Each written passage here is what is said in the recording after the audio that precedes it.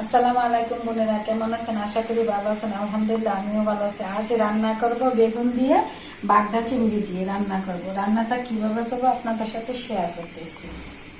রান্না করার জন্য বেগুন কেটে ধুয়ে পরিষ্কার করে নিয়েছি, চিংড়ি মাছ কেটে কেটে পরিষ্কার করে নিয়েছি, টমেটো কুচি করেছি, কাঁচামরিচ ফালি করেছি, পেঁয়াজ কুচি করেছি, ধনেপাতা কুচি করেছি। কড়াইটা গরম হয়ে যায়, দিয়ে দিচ্ছি তেল।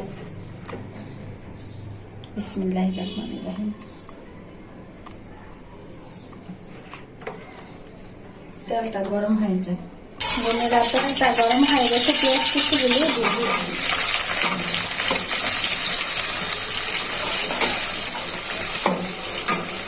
সাথে দিচ্ছি বাগদা চিংড়ি।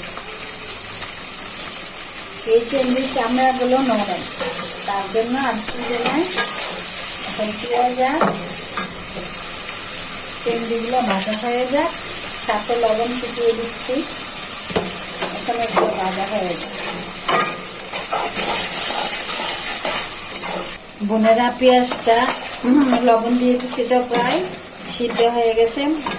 চিংড়ি মাছটা ভাজা হয়েছে, দেখুন কি সুন্দর কালার হয়েছে। এখন একে একে মশলাগুলো দিয়ে দিচ্ছি। দিয়ে দিচ্ছি পরিমাণ মতো হলুদের গুঁড়া,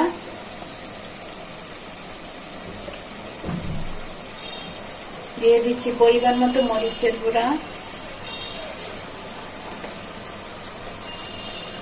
দিয়ে দিচ্ছি পরিমাণ মতো জিরার গুঁড়া,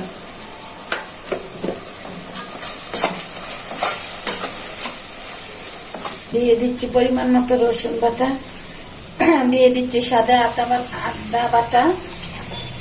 কারণ চিংড়ি মাছ তো সাথে একটু আদা দিলে অন্যরকম একটা স্বাদ লাগে। দিয়ে দিচ্ছি কুচি করা টমেটো, দিচ্ছি ফালি করা কাঁচামরিচ। এখন আস্তে আস্তে মশলাটা মাছগুলো কষানো হয়ে যাক। বোনেরা, দেখি কষানো হয়েছে কিনা। টমেটো দিছি তো সাথে, যে টমেটোটা বলে সুন্দরভাবে কষানো হয়েছে। ইচ্ছা করলে এই মাছের ভাজাটা দিয়ে খাওয়া যাবে, মনে হয় যেন তরকারিটা হয়ে গেছে। কি সুন্দর এসছে কালারটা টমেটো। এখন মাছ মশলা সবই ভালো করে কষানো হয়ে গেছে। এখন বেগুন গুলো দিয়ে দিচ্ছি।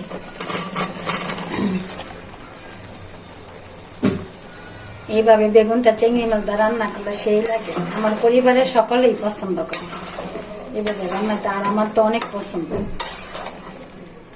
আমার ভিডিওগুলো যে বোনেরা দেখবেন, সাবস্ক্রাইব করবেন, শেয়ার করবেন, কমেন্ট করবেন। আর আপনারা আমার ভিডিওগুলো দেখার জন্য আপনাদেরকে অসংখ্য ধন্যবাদ। এখন একটু দেখে দিচ্ছি সিদ্ধ হওয়ার জন্য।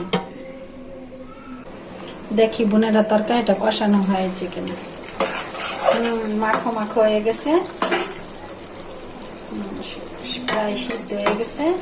না, হালকা একটু ঝোল দিয়ে দিচ্ছি, যেহেতু চিংড়ি মাছটা বেগুনটা বেশি ঝোল দিব না, মাখো মাখো রান্না করবো।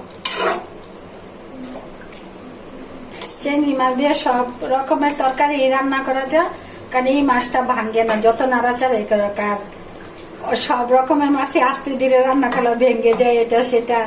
এটা সবজি দিয়ে রান্না করা যায়, যে কোনো তরকারি রান্না করা যায়, ঝুল দিয়ে করা যায়, ভাজি করা যায়। এটা আজকে বেগুন দিয়ে রান্না করতেছি, তো বেশি ঝুল দিব না, মাখো মাখো রাখবো। এখন তো ইয়াটা সিদ্ধ হয়ে গেছে, বেগুনটা অল্প আঁচে রেখে দেব। হালকা একটু ঝুল দিয়ে দিচ্ছি। এখন ধনিয়া পাতাটা ছিটাইয়ে দেই।